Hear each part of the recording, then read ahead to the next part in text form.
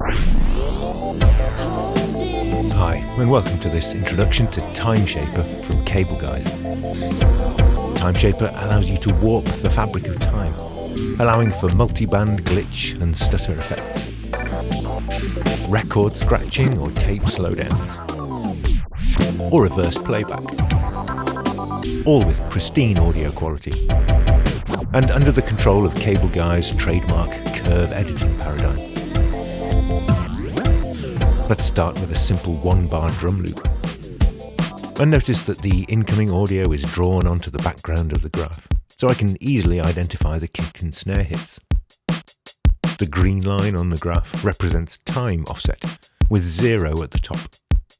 If I drag the start node down, I can delay the entire loop by up to a bar. So let's turn on step draw mode, and offset that second kick drum hit. If I offset it by 1/4 of a bar, the kick is replaced by the hi-hat that lands 1/4 of a bar earlier. While taking it back another couple of beats replaces the kick with the first snare drum hit. And likewise, if I offset the final snare hit by 1/8 of a bar, I can replace it with the kick that preceded it. Notice that the green line glows white to indicate the current playback position. And a green bar flashes on at the bottom whenever the audio is offset, to indicate that this kick drum hit is offset back to the previous snare, while this snare drum hit is offset back to the previous kick. Okay, I'll save this to the first of the user slots below. And let's investigate the preset patterns over to the left. These are grouped into categories. Patterns in the stutter categories will all chop the loop up in different ways, creating different drum beats.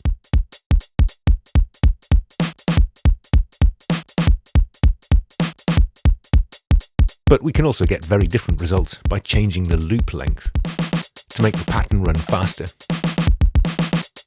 or slower. Let's save this pattern to the second user slot. And I can now switch between these two user patterns I've saved. Of course, the first pattern now behaves differently because the loop length has changed. With a 2-bar loop, I can now introduce changes to just the second bar and turn the 1-bar drum pattern into a 2-bar pattern instead. I can save up to 9 of these user patterns.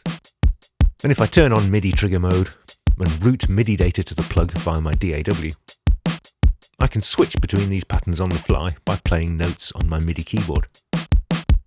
The note corresponding to each pattern is displayed on the selector buttons, which now glow green. And it doesn't matter which octave range you play. Any C# will select the first pattern, and so on. Okay, so far all my offsets have been horizontal straight lines, so each time we jump to a different section of the loop, it plays back at the original pitch and speed. If I drag a node on the graph to introduce a downward slope, however, that section now plays slower. And likewise, an upward slope will make that section play faster, with the speed corresponding to the gradient of the slope. I'll clear the pattern and turn on snapping to the right. And then I'll hold Control and click the graph to add a sharp-edged point, and set it exactly halfway down the y-axis on the right-hand edge.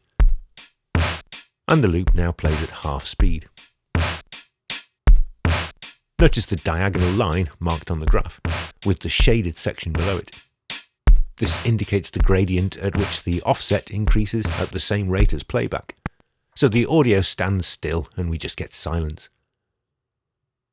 If I make the gradient steeper still and go into the shaded area, the loop now plays backwards for that region. Check out the patterns in the pitch and reverse categories for examples of these types of modulation.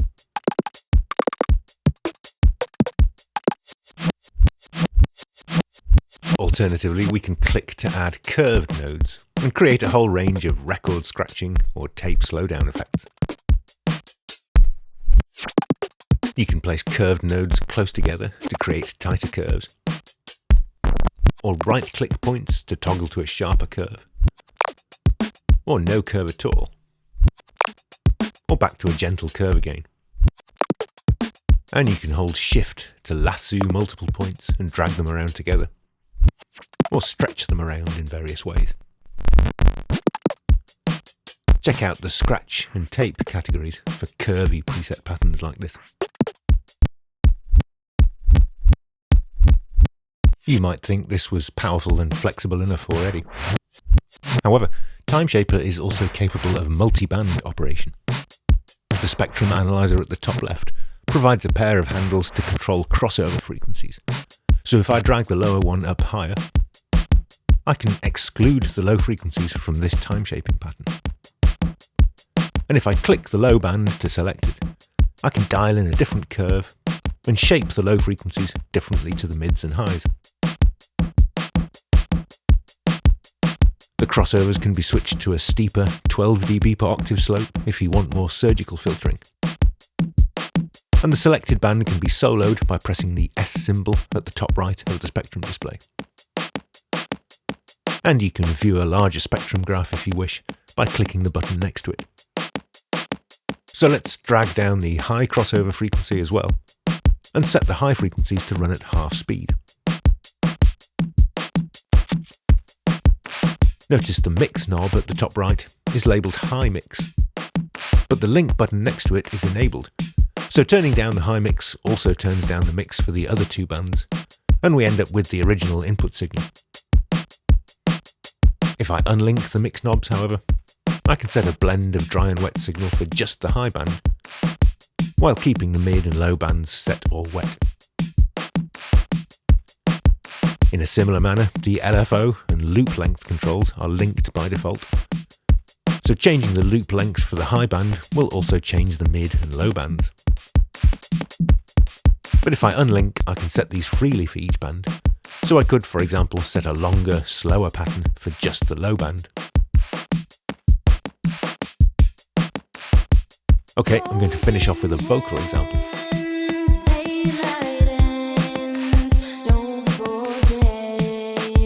This is an 8-bar phrase, which I'll chop up and rearrange with a 2-bar pattern. And now notice the max offset parameter at the top. By default, this is set to as Lfo length, which means that the maximum amount of offset available is always the same as the loop length, in this case 2 bars. If I change this to 8 bars to match the length of the vocal phrase, I now have a full 8 bars of offset available, so I can jump to any previous part of the 8-bar loop, even though my pattern is still just 2 bars in length. And the shaded reverse playback region is now much larger, with a shallower gradient for the diagonal line indicating a static playback position. TimeShaper runs inside Cable Guy's Shaper Box creative effects rack.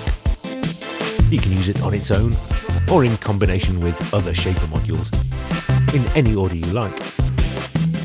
And you can manage presets using the usual Cable Guys system, featuring online preset syncing and optional sharing. That's all for now. Thanks for watching.